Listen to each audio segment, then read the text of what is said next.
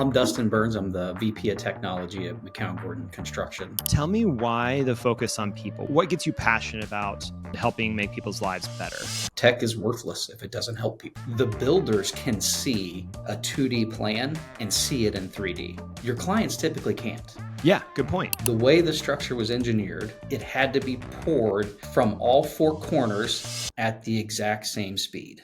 Oh my gosh. If you got too far one way or the other, the cantilever engineering wouldn't work correct. If one of these goes down, we have 20 minutes to get another pump truck in place and start pumping, or we got to block that off, stop the pour, and redo it. Yeah, wild. Those are also life and death decisions and situations. They do that wrong, somebody can get seriously injured or die. And to think that those folks aren't smart enough or aren't capable to adopt a piece of software, come on.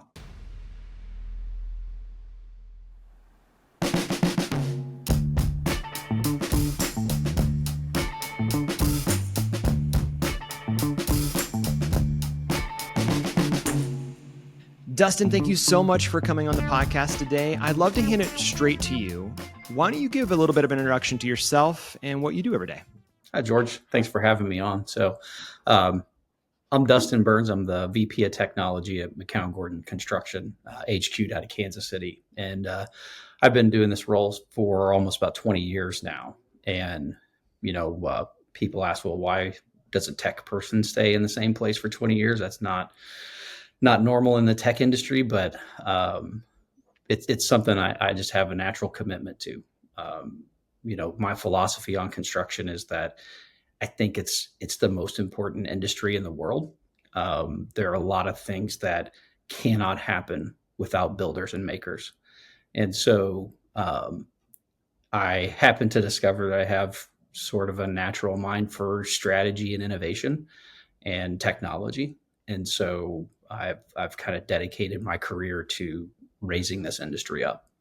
And that's important to me because of the people that are in it. Family members, friends, coworkers, all that sort of stuff. And I think that I'm the type of person that believes rising tides raise all ships. And so I'm not real secretive about what I do. And I try to bring new things to the industry to help make it more efficient and help make people's lives better that work in it. One of my early successes was how we adopted mobile technology. And how I sold that was saving people time and improving their life. Because, those of us that worked in the office and had access to computers all the time, we could kind of go home and fire up our laptop, get on the VPN, keep going, but our field associates didn't necessarily have that same flexibility. And so I went with mobile because it allowed them to be more efficient on the job site and then be able to take time off to go to their kid's soccer game if they needed to and catch back up in the evening. It's because work and life are so blended anymore that, and I think that was kind of part of a beginning of it was that mobile tech. And today it's just commonplace, and I love to see that. I think I've heard you talk a couple times at different events or online, and your focus on people is unique because your role feels like it should be focused on tech, right? So most of the time when I'm talking to someone in your role or in your position or your title, it's a lot about like, here are the tools we're going to use. Here's the platform we're going to leverage. And I know that's true under the surface with you. You're brilliant with all those things. Tell me why the focus on people. What gets you passionate about, like I think you said, helping make people's lives better? Yeah. Tech is worthless if it doesn't help people. I could dream up the most elaborate technology system and process and what have you. And if it does not help them in their day-to-day, then it's no reason to have it, And I think people often underestimate the capability of those people out there, especially in the field. I think they have some kind of persona that's been attached to them that I'm happy to see is actually starting to change. I think we're starting to realize that trade workers are extremely valuable and extremely important to our societies. Yeah, I'm seeing that shift as well. I know I like watching, is it Mike Rowe that does a lot of, and he's been pushing for this for a while after his, his famous Dirty Jobs, where he really shined a light on these are the people that make the world run. I mean, the world possible. Yeah. What have you seen? You've been in this industry for 20 years. How are you seeing that shift take place in that persona? Because I agree. I know me, it was like, you got to go after tech, right? Or you got to go after some knowledge work based thing. Where are we seeing that shift and why, maybe? Yeah. I mean, quite honestly, I'd be a carpenter if I were a better carpenter. I happen to be better with technology than I Yeah. am with Yeah. carpentry skills. I still try, but and I like doing those kind of things. But I just happen to feel like I'm a little bit better at tech and I can add value that way. And I actually have my nephew is joining us as a carpenter apprentice. And So I cool. couldn't be prouder of that. I think that what he's going to learn and be able to do there and have a career in construction is going to be extremely successful in his life, Yeah. and get to be a part of some amazing things. So, Yeah, I think it's interesting. Like you said, there's been a persona for a while that it was a second tier yeah, job opportunity. It was, if you can't do this, then do this. But I'm excited to see that shift in narrative, and maybe it's because of, I don't know, the downfall of higher education. It could be because AI is going to start to automate and do a lot of this knowledge work for us. There's a lots of reasons why. But also, then it goes back to, no, if we look closely at the people that have been doing this for a long time, they're brilliant. Like, absolutely. absolutely brilliant. My father-in-law, and my dad for that matter, kind of in his retirement, can't stop working on remodeling homes. Mhm. And when I try to come alongside them and help them, thinking I'm this young guy that knows how to do stuff, I realize how dumb I am very quickly when they're doing very quick measurement calculations in their head, and they know exactly how that's going to fit, and they know that they have to think about the width of the blade, and they can see this future that doesn't even exist yet. And I'm going, do you need me to just move the lumber over? I mean, like, I don't, I'm helpless. I'm helpless. Yeah, and that's one point you bring up there is that in construction, it's the builders can see a 2D plan and see it in 3D. Yeah, wild. Your clients typically can't. Yeah, good point. Right. I happen to be going through that right now in my house. I'm doing a large kitchen remodel, and you hand me a set of 2D drawings, and I'm like, I get the measurements, but I don't get Yeah. the spatial awareness. And that's where the technology comes into play, where we can kind of improve that client experience by layering in that tech, Mm-hmm. show them that spatial awareness. Interesting. We were building our building. My VDC team and I were messing around and using VR to walk through the space beforehand. And what that did for me was open my eyes to, okay, this is, you realize, I walked up, I said, is there a column in the middle of the hallway? Mm. Oh yeah, there actually is. Let's make an adjustment. And, we didn't see that before, or what have you. And it's Right. so cool to be able to do that stuff. And I think that lends to, kind of where I see tech overlaying into the industry and making it easier for people to build, get their dreams from their head to a 2D drawing, to a 3D model, to an actual physical structure. And that whole process in itself is just amazing. I want to share. I was on my podcast. It's an internal podcast of the company. Little I, plug there. I like that. Good job. I was uh, interviewing a superintendent that's retiring. Yeah. And when you were talking about the brilliance and innovation of these people. He was pouring a cantilevered slab on a building. Okay. He arrives at 3:30 in the morning to get pump trucks in there by 4:30. 4 pump trucks. The way the structure was engineered, it had to be poured from all 4 corners at the exact same speed. Oh my Because if gosh. you got too far one way or the other, the cantilever engineering wouldn't work correctly. Yeah. And so he explained this to me, and all the inputs they were taking on site of, okay, where are we at here? Where are we at on that side? How deep is it here? What's the flexing of the metal right now? Oh, by the way, we have a pump truck on standby because if one of these goes down, we have 20 minutes to get another pump truck in place and start pumping, or we got to block that off, stop the pour, and redo it. Oh my gosh. We don't deal with stuff like that in technology. No, I'm worried about like, are the branches going to get merged properly and go to production okay? Yeah. And those are also life and death decisions and situations. If you do that wrong, somebody can get seriously injured or die. And to think that those folks aren't smart enough or aren't capable to adopt a piece of software, Yeah. come on. Yeah. I heard this quote, and I think I've seen you say this as well. It's something along the lines of, it's not that the industry is slow to adopt your technology. It's that your technology sucks, or that it's not serving them well. Yeah. Yeah. Our teams are used to solving problems. They do that all day, right? There is not a single, and you know this on the tech project side and on the construction side, even so, there's no project that goes without a problem. Of course. There's always a problem, right? Yeah. And in construction over 18 to 24 month schedule, there's a lot of problems that get solved. And nobody's there to say, well, maybe try this piece of software, it'll solve that problem. They're not going to wait on that, right?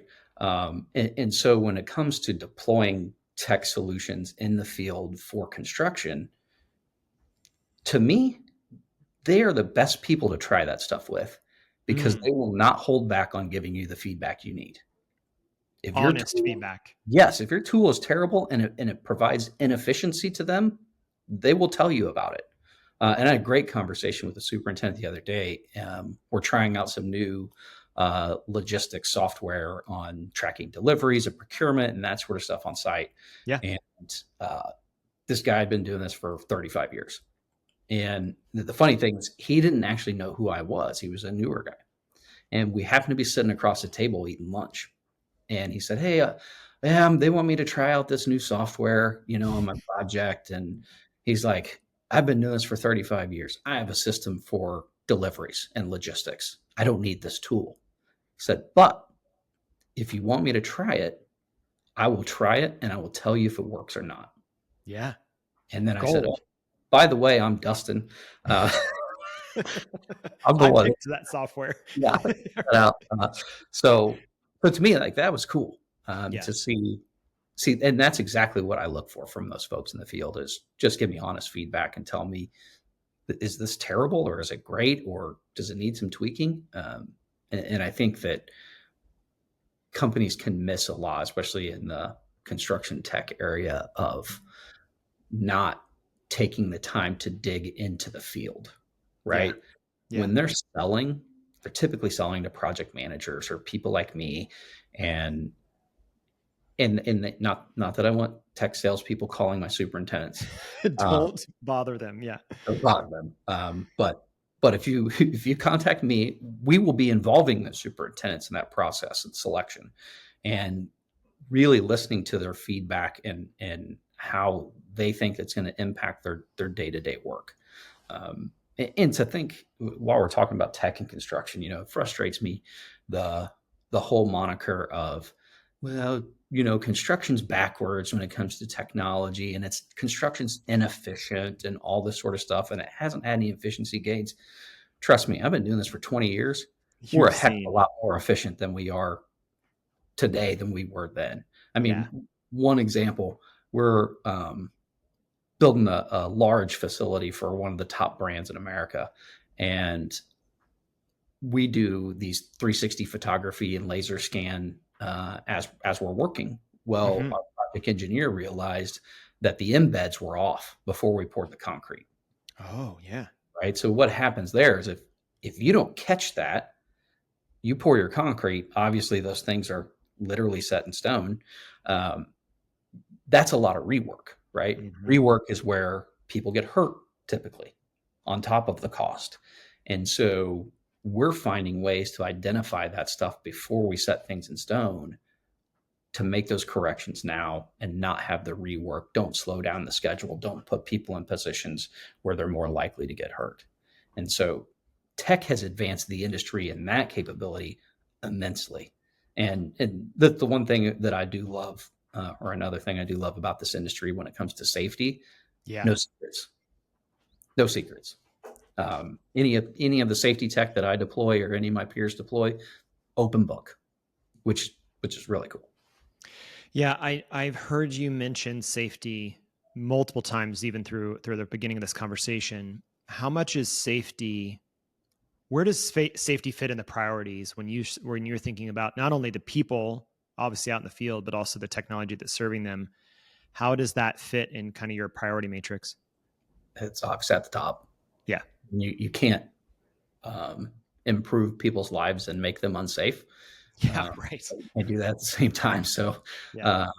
so it's, we're always looking at new safety technology. How do you get beyond inspections? Right? Yeah. You think about, you're a superintendent running a large scale project and you get handed a long checklist to go check safety. Mm-hmm.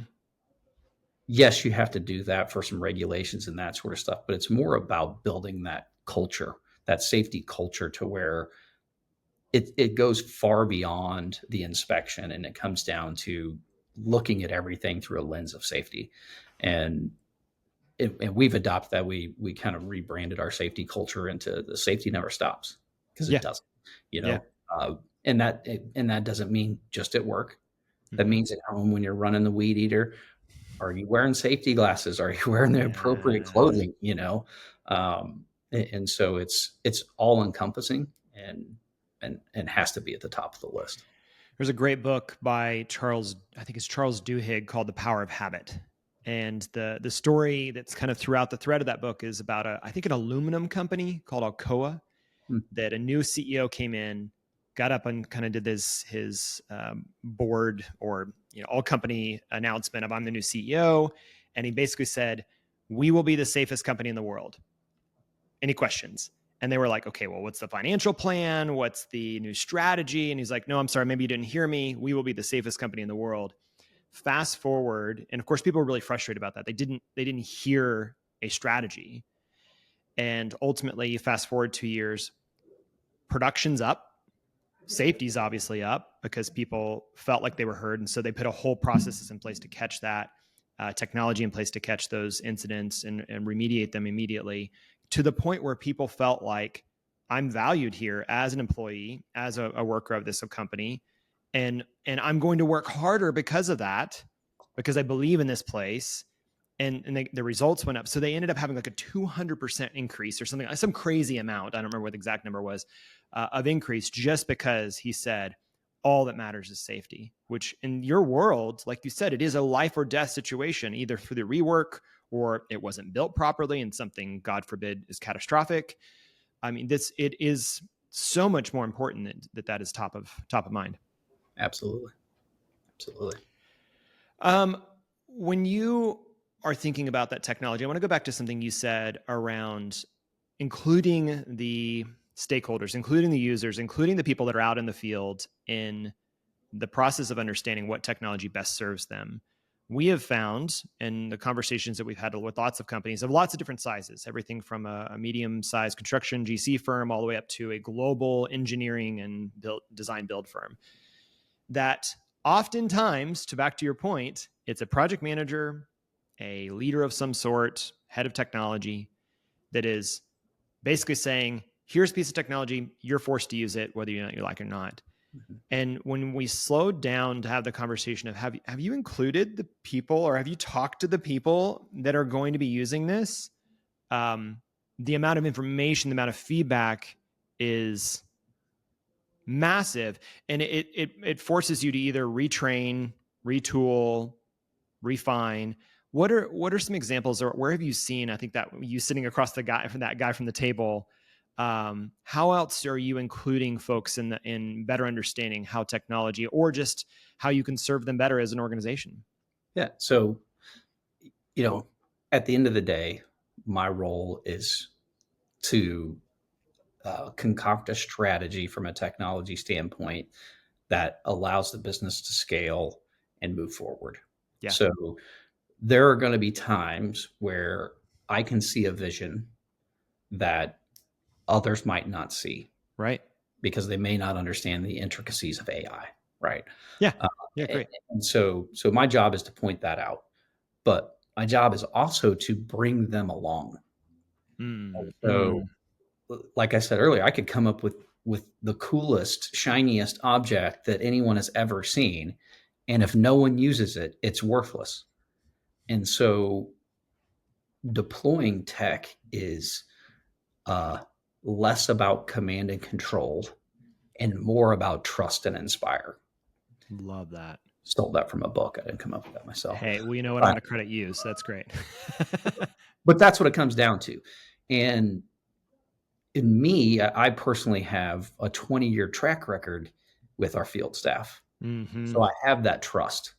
So when I bring things to them, they know that I've thought about it, looking through their eyes and their day to day and what is it, and so we kind of get that initial hurdle is covered, Yeah. and then it's on to bringing them along, painting the picture of the vision, and then understanding what is this going to take away from them, Right. because like a government that just continues to add laws. The next thing you know, the law book is so deep that nobody understands anything, and then let alone what's the most important thing they're supposed to be doing. Mm-hmm. So our approach is when we're rolling out new technology, what is it taking away? Yeah. Because if all I'm doing is layering on another tool, another app, or what have you, that just complicates their day. And yes, you can take the position of, well, I do your paycheck, and so you must do. Not a good approach. Yeah. Right. Um, and and I think if you're successful in operating that way, you eventually get to ride this wave where people start coming to you with ideas and suggestions on what could be approved. And that's the ultimate situation for me, is getting into the spot where uh, I am inundated with other people telling me all of their great ideas, and I think that we're not there. We're on our way there. Uh, Sure. but recently we went through this on that earlier example I was sharing with you, and it took longer than Mhm. usual. Right? I can move really fast. I can deploy tech really fast. Yeah. Implementing the change that's needed to adopt the tech is a lot slower. And so we purposely have slowed down in the initial phases when we take on these pilot projects and that sort of stuff, to where it's not me saying, well, you've been voluntold to test this software. No, I open the door and say that they have a right to say no, they don't want to do it.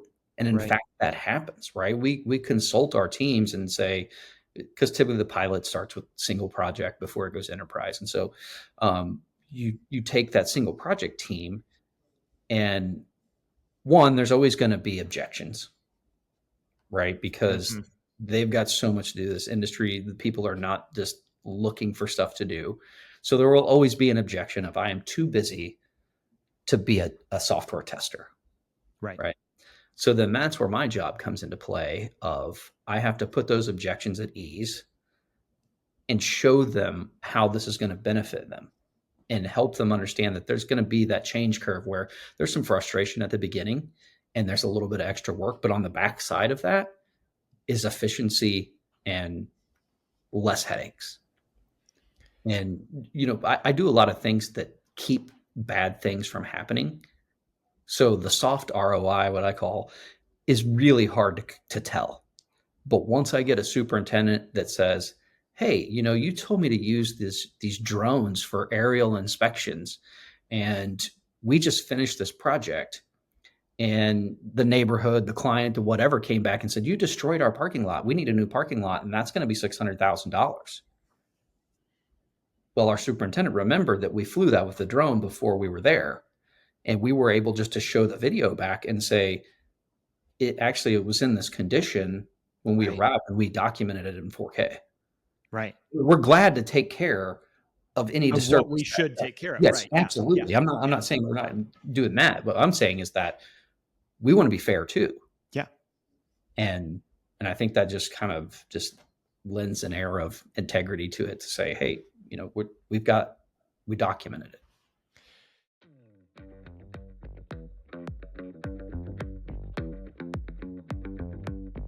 Let's take a break to tell you about our sponsor this week, Crema, a design and technology consultancy.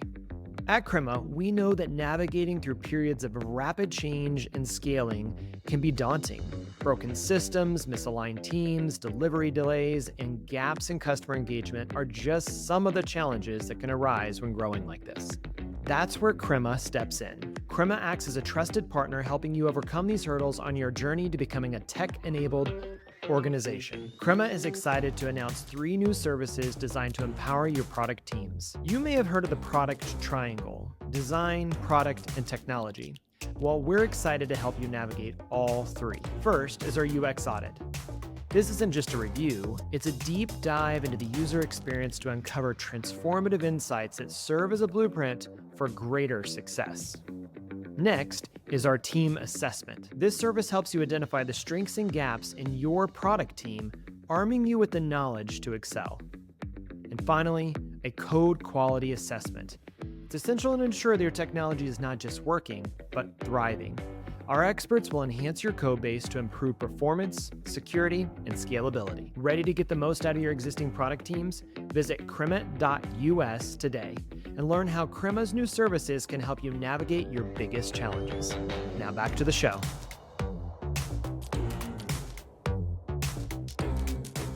Something I hear throughout the way that you talk about implementing technology, about the way that you focus on your people, is a really high value on trust, which is, I think, achieved, if I'm hearing you right, through a really intentional empathy.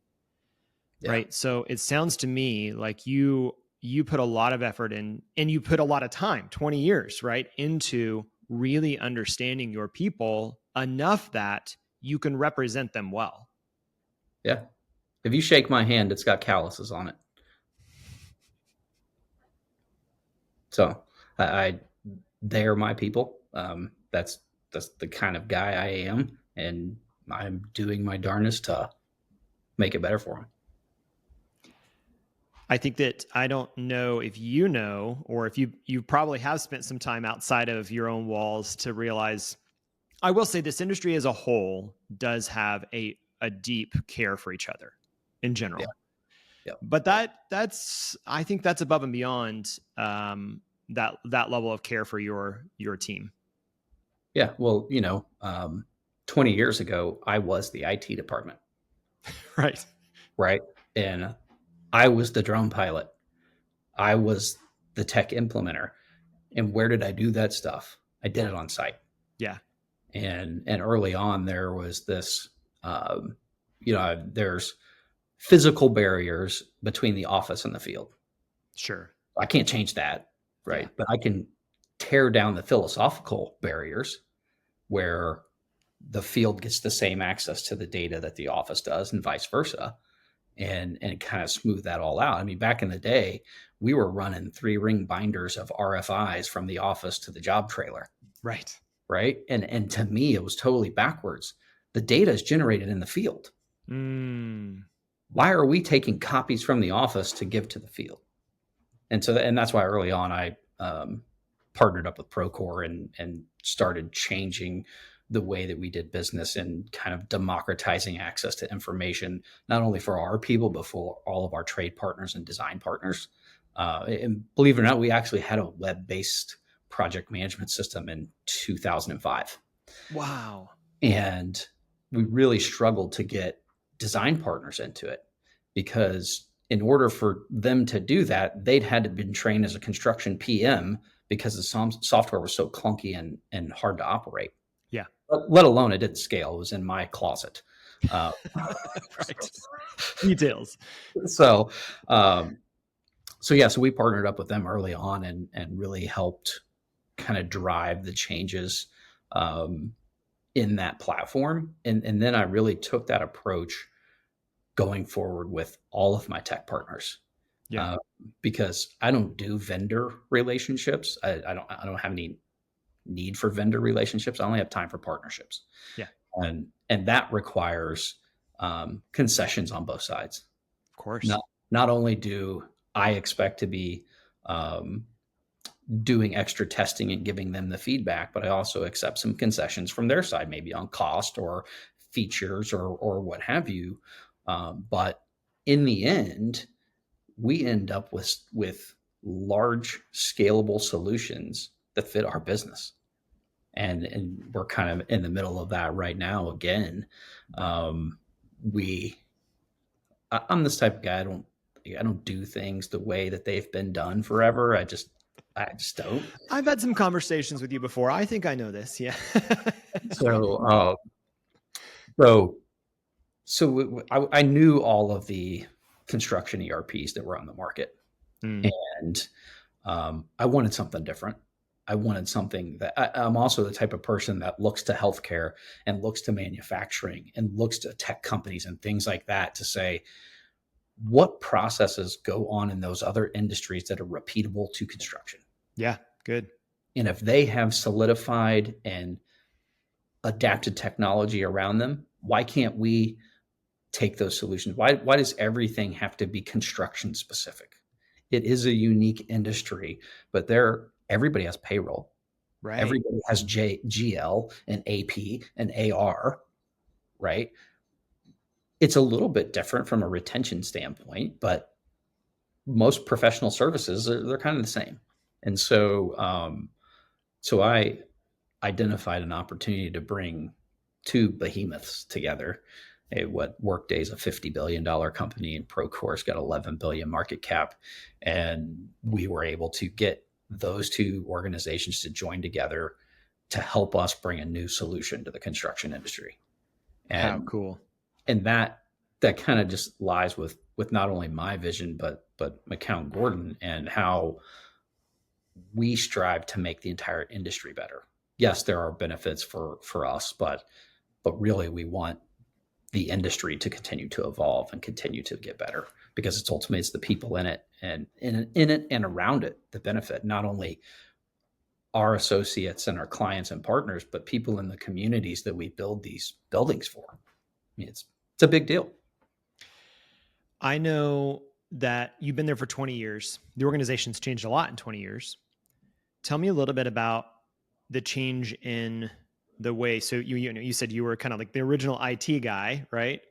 So tell me now, one of the stories that often comes up on the podcast is a little bit about the team, right? Around maybe your team, the people that you work with on a day-to-day basis. What does that team look like today, maybe juxtaposed to the way it used to be or the way it was when you first started? I know your organization scaled in a really impressive way. Tell me what it looks like now of what types of focus areas, what types of team members, roles. How is your team shaped? I think a lot of folks in your industry are asking that question. How should we be shaping our internal teams around technology, around IT? How do you approach that? Yeah. And don't forget, we're only 25 years old. This is our 25th anniversary. That's wild. So I was there pretty early. Yeah. And so it's evolved quite a lot, Yeah. quite a bit. And other companies' teams are probably not going to be structured like mine. Sure. I have a different philosophy in how I approach technology for this business. And I've always had the mindset that our ability to operate should not rely on any brick and mortar location that we have. And partly because I want people to have the same experience no matter where they are. Mm, And today it's capable through a web browser. And so, and I say this to tee up kind of how my staff is structured. Within 12 to 18 months, I won't have a single on-prem application. Uh, and so we run a lean team. This is a high risk, low fee industry. And so I can't have 100 IT people in my opinion.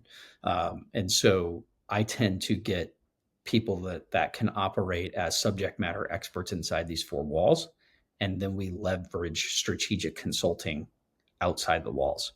And so that way, my teams are the ones that are providing the business value, and our consultants help support them. Smart.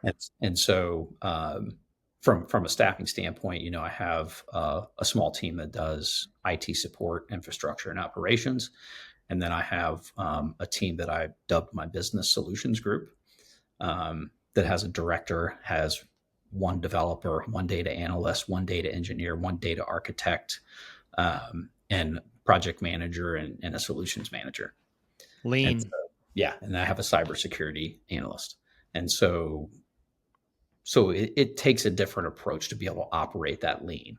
But over time, technology people are very valuable, and they warrant higher salaries. Sure. And I can't have this large set of overhead that's just doing IT. And so we have kind of evolved beyond just IT. We are true business partners, and we've been very successful at partnering up with the business to bring solutions. We don't have a whole lot of the business develops a solution and they throw it over the fence to us to implement. We are working right beside them. We're helping them develop. If someone has a great idea, we help them develop the business case to then to our enterprise change committee and help them put that together and sell it to the business so that they can be successful, and not for us to take credit for it. Our point is to make them be the one that get the spotlight. We love being behind the scenes. You'd probably question that with how often you see me out talking, but it's the beard. It's actually the beard that everybody recognizes. I love that way that we operate here. Is we're totally cool being behind the scenes, and we want to be the ones that are lifting up those people in the organization to get the recognition. I love that. And I think what's unique, and I want some of our audience to hear that, is that you're an incredibly product forward, tech forward organization. And you have been for a long time. You were early to adopt in, digital product management tools. You were early to adopt in drone technology. You were early to adopt in VR implementation. And I think AI is going to be the same story, right? But even with a lean team, even with a small but mighty group of folks that are saying, hey, we're going to find the right solutions or partner with the right solutions to actually serve our people well. And I think it's good for people to hear that, because there's a lot of questions about how to shape a good technology or tech-enabled service firm. Yeah, absolutely. And sometimes it feels like throwing bodies at it is the only way to do it. And I hear you saying there's more opportunity to leverage the partnerships, to leverage the existing technologies in the industry, and to build out solutions that are going to fit within the way that you work. Yeah. I remember, several years ago, we were at a peer group meeting, and one of the IT people was really proud to say that they were hosting their own email still. and I said, what business value does that give? Yeah. None. There's no strategic advantage to hosting your own email. That just means you're a nerd, and you're really proud of being a nerd. Yes. Today's a little bit different. I hope nobody's hosting their own email unless they're like some government super secure kind of thing. Right. But even then, why wouldn't I offload that to a company like Microsoft or Google? Right. Probably has a couple more engineers to fix those mail servers. Just a few. Right. Totally. Well, I want to be mindful of time. So I like to kind of shift gears a little bit. We've talked a lot about how we can be focused on people, how we can be focused on the safety of those people, how we can kind of unlock the genius of those people, either for recognizing the work they do is already genius, but also it sounds to me like how innovation can be brought up from those people for new ideas to incubate better ways of working, better ways to approach the solutions and the technology you're using. But this is an archetype, right? Like, I think you've created an incredible intentional culture that is lean, but yet effective. That's not perfect. I don't get the sense that it's all figured out. Whether it's inside your own organization, or it's when you look out, because you are speaking at a lot of events and seeing a lot of the way that other organizations approach it, where do people get it wrong? Where did they go? Had the best of intentions, but they missed the mark. They show up and they tell somebody that's been doing a job for 30 years that they know something they don't know. Mm. Not a great way to start a relationship, right?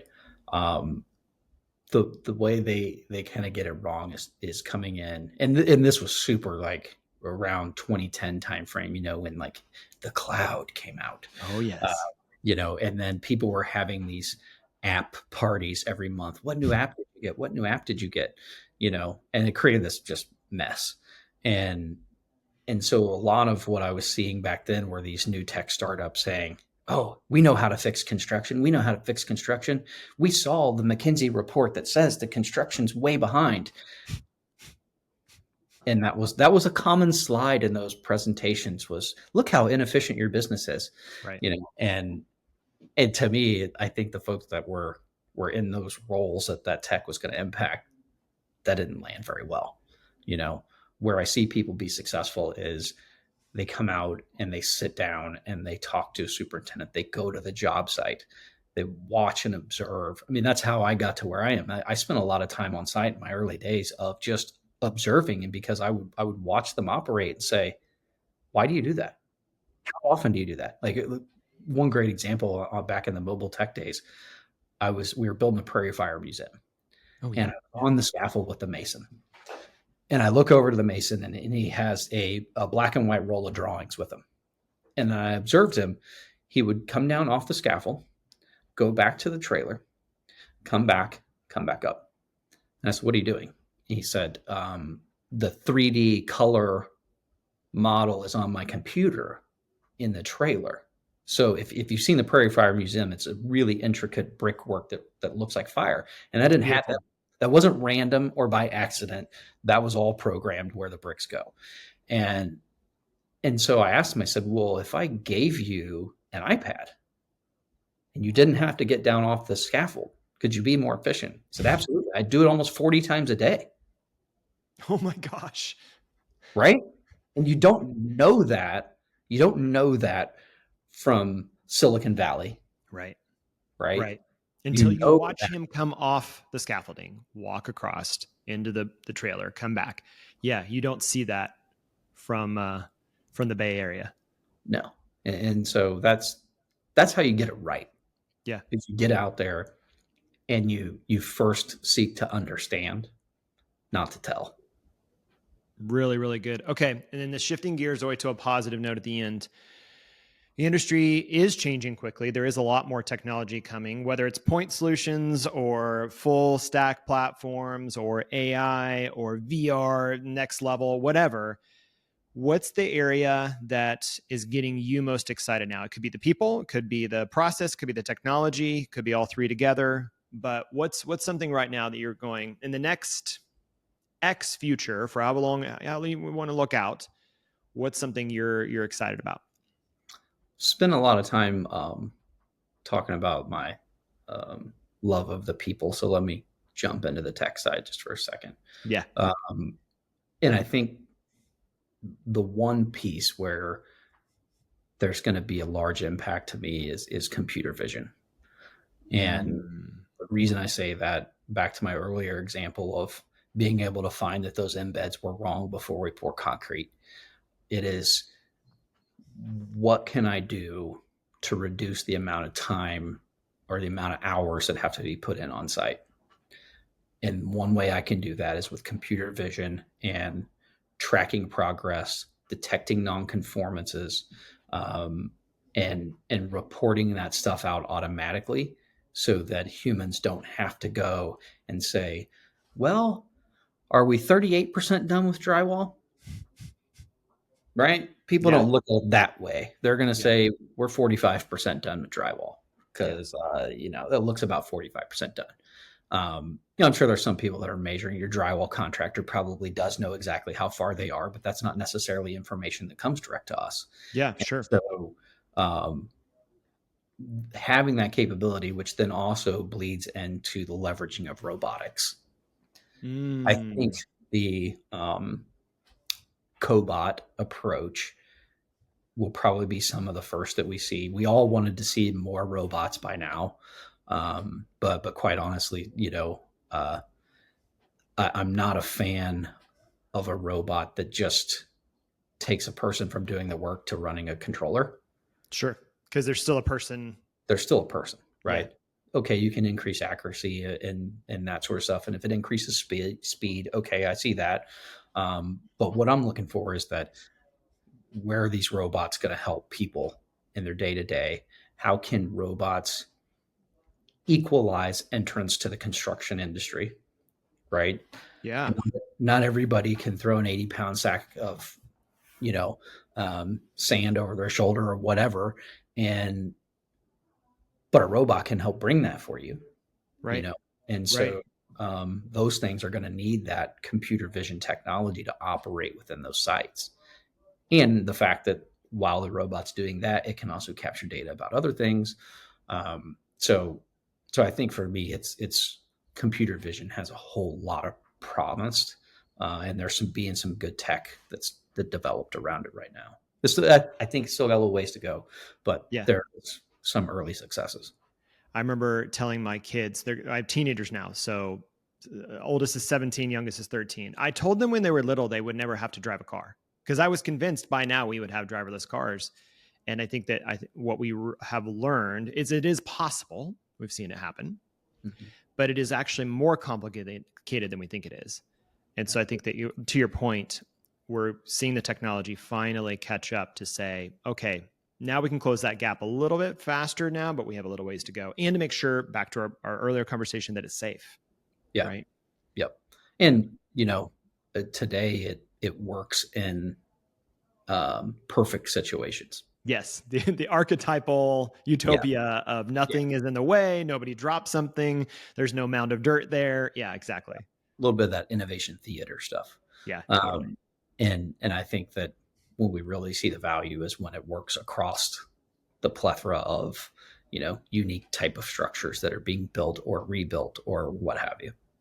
Well, and I think I am curious to see some of the organizations that are using AI to then pre-train those robots even before they hit on the field, so they can create virtual environments that say, "Hey, let's run a scenario where it's not the perfect environment. It's random generated work sites that have all different types of obstacles that actually pre-train that robot to consider those." Yeah, I'm excited. I agree with you. Both the computer vision side of things and the robotic things. I think there's a lot of opportunities to unlock many more people getting into the space, which of course is something the industry needs right now. Yeah. Even exoskeletons. Right.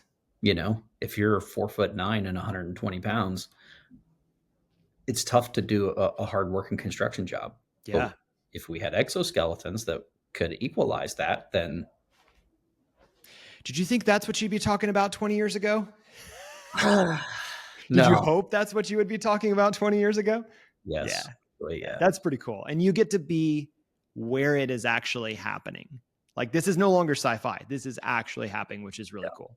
Yeah. It's amazing when I think back over 20 years and the differences of, from passing facsimiles and transmittals to what we do today. Super cool. Dustin, this has been an incredible journey, both through the empathy for your team and your people, all the way through to exoskeletons and the future of computer vision. I love it.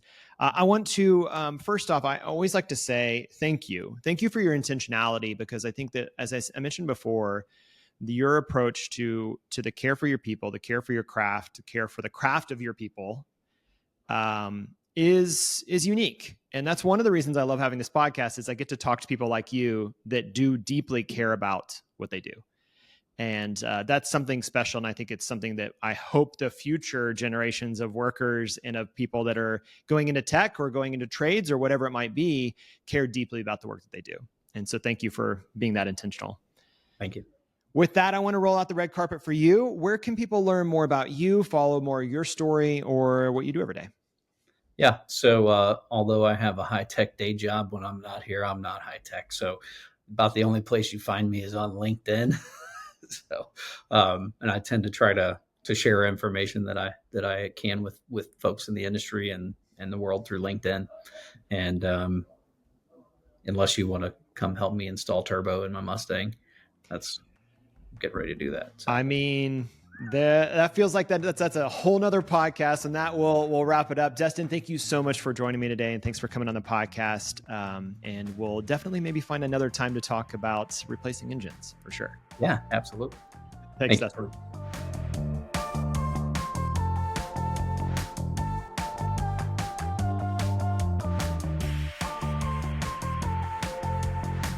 People of Product is brought to you by Crema, a design consultancy that helps forward-thinking leaders discover, understand, and execute on their greatest opportunities. Learn more at crema.us.